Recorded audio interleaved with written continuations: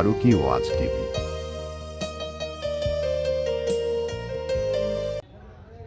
বু আলী শাহ নামে একজন আল্লাহর ওলি ছিল, বিশাল আল্লাহর ওলি, বুজুর্গ ওলি, কামিল ওলি, আহারে বিশাল আল্লাহর ওলি। বু আলী শাহ কালান্দার রহমাতুল্লাহ আলাইহির একটা ঘটনা বলি বাবুজি। ও আমার সোনা মানিকেরা, আমার চন্দনপুরের বাবাজি ভাই জানেরা, একটু শুনবেন গভীর ভাবে, মা আপনারাও শুনবেন গো। তালবে ইলমরা আপনাদের বাড়ি বাড়িতে হয়তো যায়, শুনেন শুনেন শুনেন। তালবে ইলমকে ছোট মনে করবেন না, এই তালবে ইলমকে খারাপ মনে করবেন না, এই তালবে ইলমকে ভিখারি মনে করবেন না। না না না না, শুনেন শুনেন। তবে আমরা দেখি যে তালবে ইলমরা শয়তান বেশি হয়, দুষ্ট বেশি হয়, হয় না? হয়। এমন একটা দুষ্ট ছেলে বু আলী শাহ কালান্দার রহমাতুল্লাহ আলাইহির মাদ্রাসাতে, ওই ছেলের আব্বা নাই, জনম দুঃখিনী মা।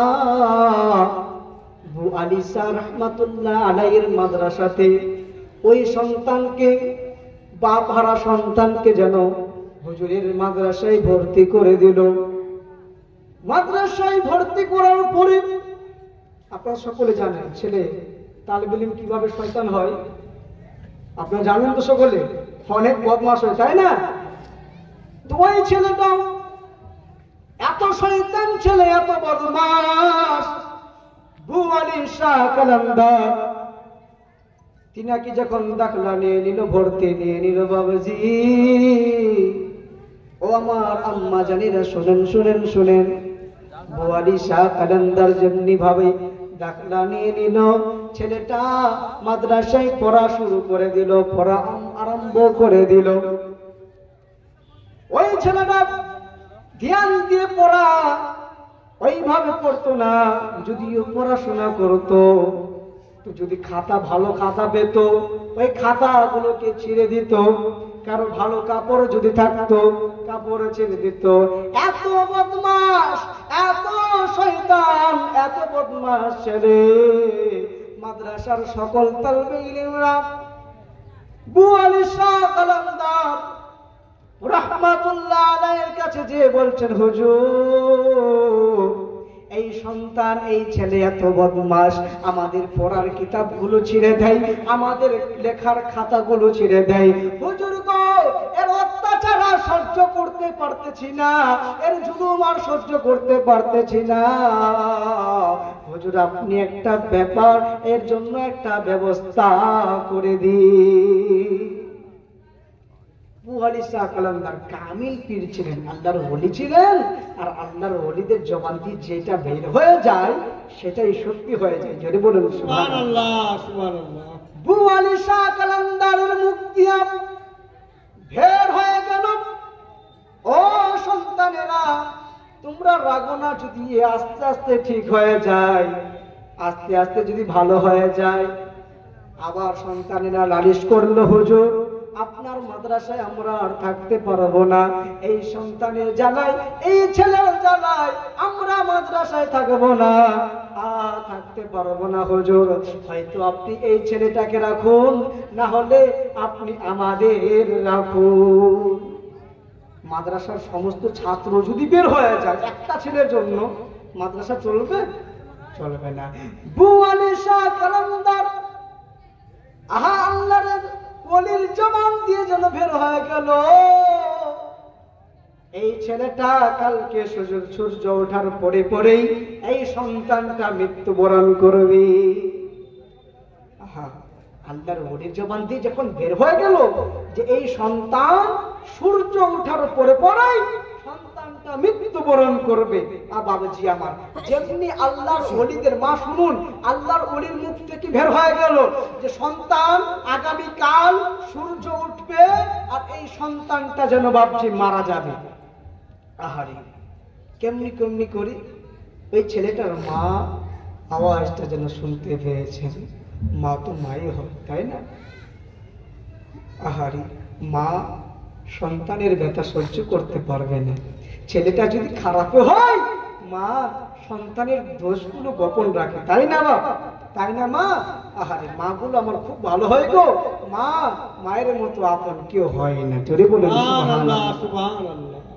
ওই জন্য তো কবি বলছেন, আমার লাইগা কাঁদে না মাগো সারাটি জনম, কোথায় গেলে পাবো আমি এমন আপনজন, কোথায় গেলে পাবো আমি এমন আপনজন।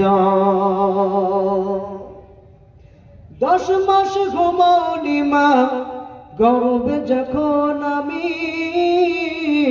কত কষ্ট করেছ মা গো জানে অন্তর্যামী।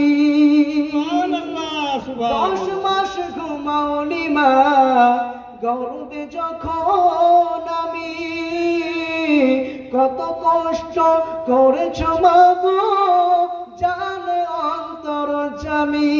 যে আমার মুখের দিকে, বাচ্চা যখন জন্ম নেয়, যে আমার মুখের দিকে জুড়াইতে দুনয়ন, কোথায় গেলে পাবো আমি এমন আপনজন, কোথায় গেলে পাবো আমি এমন আপনজন। এইবার যেন মা শুনতে পেরেছে বাবাজি যে আল্লাহর ওলি বদুয়া করে দিয়েছে আমার সন্তান কাল মারা যাবে। আল্লাহ, মা দুয়ায় পড়ে গেল। নামাজ পড়ার পরে আল্লাহর কাছে দোয়া করছে, আল্লাহ আমার ছেলে বড় গুনাহগার, আমার ছেলে বড় বদমাশ হতে পারে। আল্লাহ তো তোমার নবীর ঘরে গিয়েছিলাম গো আল্লাহ। আল্লাহর ওলির জবান দিয়ে বের হয়ে গেছে, আল্লাহ গো এই ছেলে যদি মারা যায় আমার একটাই সন্তান, আমি ব্যথা সহ্য করতে পারবো না। ও আমার আল্লাহ, আগামীকাল সূর্যই উঠাও না।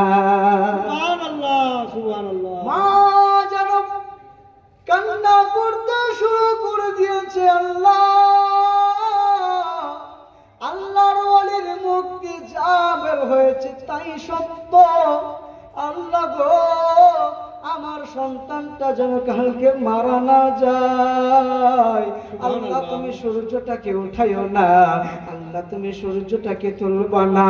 এইবার মা পুরা রাত যেন বাবুজি কান্না করতে শুরু করে দিয়েছে, কান্নায় মগ্ন হয়ে গেছে, আল্লাহর কাছে দোয়া করে।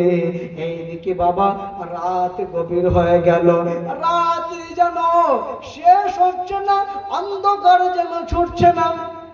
লোকেরা দূরায় দূরায় শাহ আবু আলী কালান্দার হুজুরের কাছে এসে বলছে, হুজুর কি ব্যাপার, কিয়ামত হয়ে গেল নাকি?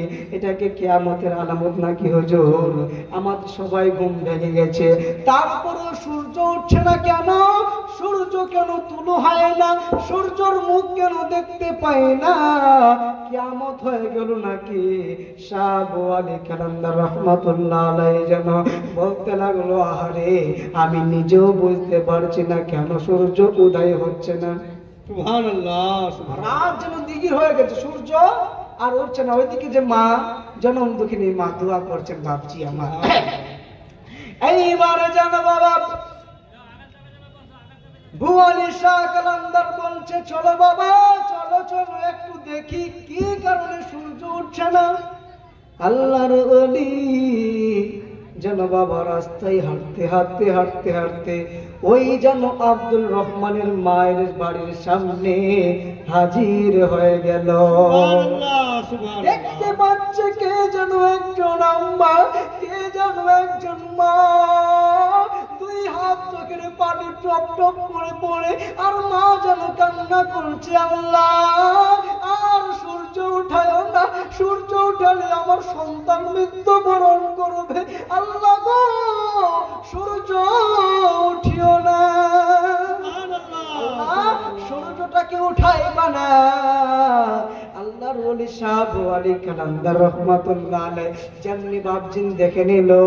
এবার আল্লাহর ওলি দোয়া করছে, আল্লাহ ও আল্লাহ, একবার ডাক দিয়ে বলুন তো আল্লাহ। আওয়াজ খুলে বলুন না আল্লাহ। আল্লাহকে ডাকতে কি ভয় লাগে, ডর লাগে? আল্লাহ রে ডাকে রে বান্দা, আল্লাহ রে ডাকে রে বান্দা, আল্লাহ বলে ডাক। আল্লাহ রে ডাকে রে বান্দা, আল্লাহ রে ডাকে রে বান্দা, আল্লাহ বলে ডাক। ও তারে ডাকতে পারলে তোর জীবনের গুনাহ হবি মাফ। ও তারে ডাকতে পারলে তোর জীবনের গুনাহ হবি মাফ।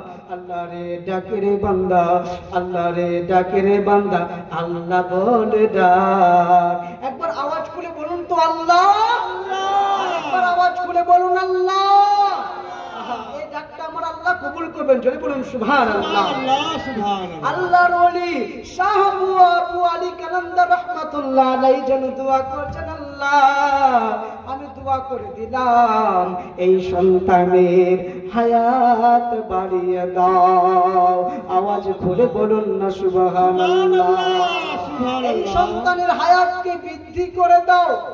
আল্লাহর ওলি বাপজি যেমনি দোয়া করেছে, সূর্য যেন উঠে গেল, সূর্য উদয় হয়ে গেল। আল্লাহর ওলির দোয়াতে সেই সন্তানটা আবার বেঁচে গেল। জোরে বলুন সুবহানাল্লাহ। এটাই হলো আমার আল্লাহর ওলিদের কারামতি। ওই জন্য আপনাদের এটাই বুঝাচ্ছি যে আজকে আপনি তালিবে ইলমকে ভালোবাসবেন বাপজি, এই তালিবে ইলমকে মুহাব্বত করবেন, তো আমার আল্লাহ আপনাকে মহব্বত করবে। জোরে বলুন সুবহানাল্লাহ। 10 টাকা দেখো কোন তালিবে ইলমের হাতে তুলে দিবেন না।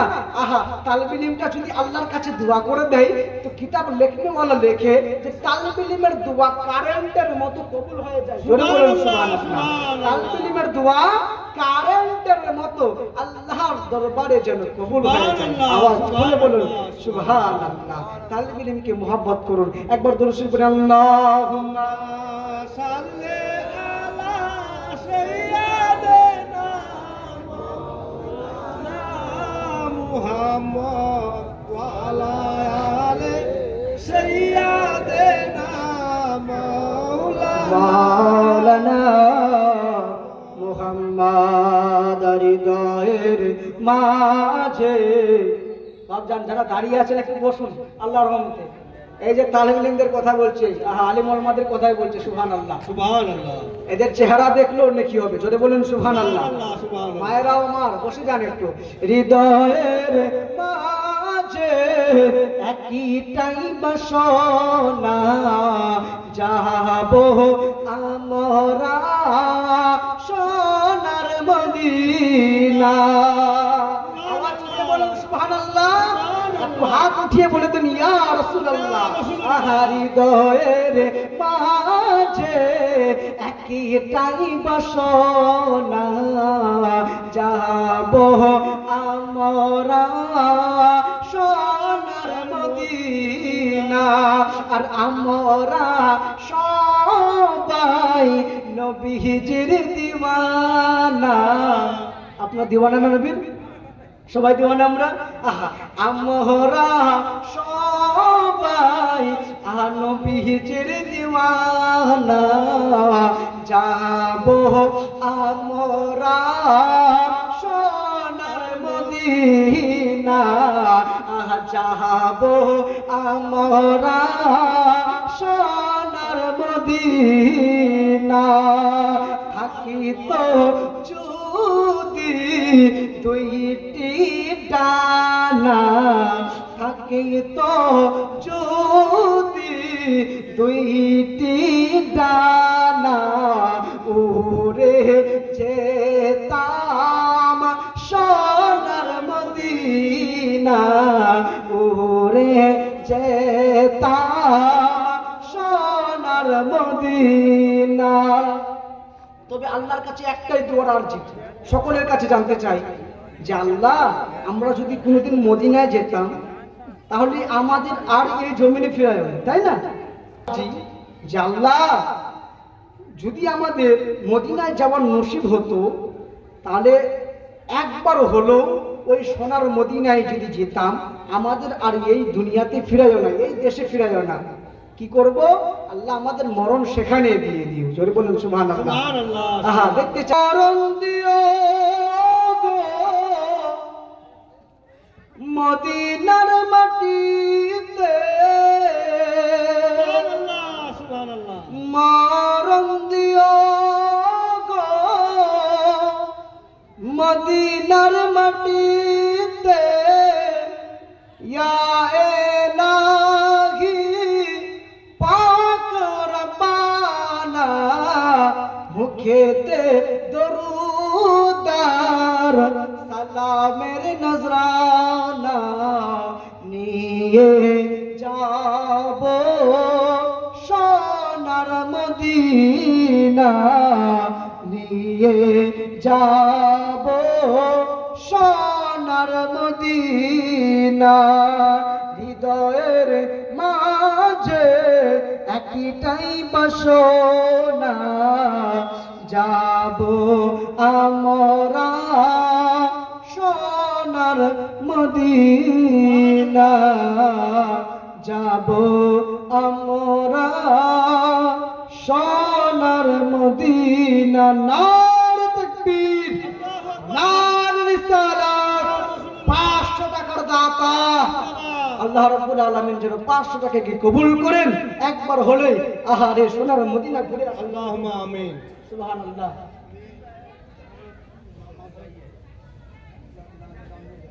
সুবহানাল্লাহ, মাশাআল্লাহ।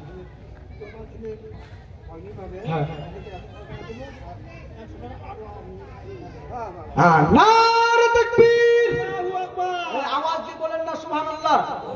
এক নারে যখন লাগাবো, শেষ নারা লাগাচ্ছি, একটু ঈমান দিয়ে নারা যেন বাইরে আওয়াজ ওঠে। সুবহানাল্লাহ। নারে তাকবীর, নারে রিসালাত, মাসলাকে আলা হযরত।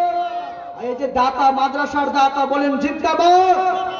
ইনি কিছু দান করবেন, মাদ্রাসার যতগুলো ছাত্র পাগড়ি পাবে তাদের হাতে কিছু টাকা তুলে দিবে, আর শেষে আরো টাকা, আর 1000 টাকা মাদ্রাসায় দিবে। আল্লাহ যেন কবুল করেন। জোরে বলুন সুবহানাল্লাহ। আমি দোয়া করে দিব। আহারে কেউ 100, কেউ 200 দিয়েছে, আমি শেষ দোয়া করে দিচ্ছি। যা পারবেন একটু পকেটে হাত ঢোকান সকলে। প্রথমে হাতটা একটু উঠান তো, ইয়া রাসূলুল্লাহ।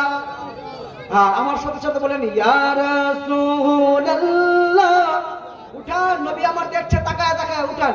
ইয়া রাসূলুল্লাহ, ইয়া হাবিবাল্লাহ। বল হাতটা ঢোকান পকেটে, ঢোকান ঢোকান, বিসমিল্লাহ বলে ঢোকান। 5 টাকাও যদি ভালো হয় দানের জন্য, দুয়ার জন্য শেষ দুয়াটা করে দিব। আল্লাহ আর যেন আপনার মনের আশা, মায়ের নামে, বাবার নামে, দাদুর নামে যে 5 টাকাও যদি থাকে এই মাদ্রাসাতে দেন, আল্লাহ কবুল করবেন। ইয়া রাসূলুল্লাহ, ইয়া হাবিবাল্লাহ, ইয়া রাসূলুল্লাহ। তুমি জীবন, তুমি মরণ। সুবহানাল্লাহ। আসেন। আহা তুমি জীবন, তুমি মরণ, তুমি মোদের আশার আলো, তাই তো তোমায় বাসি ভালো। হৃদয় মাঝে ফুলদানিতে গেঁথে রেখেছি পরাণের মালা। ইয়া রাসূল আল্লাহ, বলেন ইয়া রাসূলুল্লাহ, ইয়া হাবিবাল্লাহ, ইয়া রাসূলুল্লাহ। তুমি জীবন, তুমি মরণ, তুমি জীবন, তুমি মরণ, তুমি মোদের আশার আলো, তাই তো তোমায় বাসি ভালো। ইয়া রাসূলুল্লাহ, ইয়া হাবিব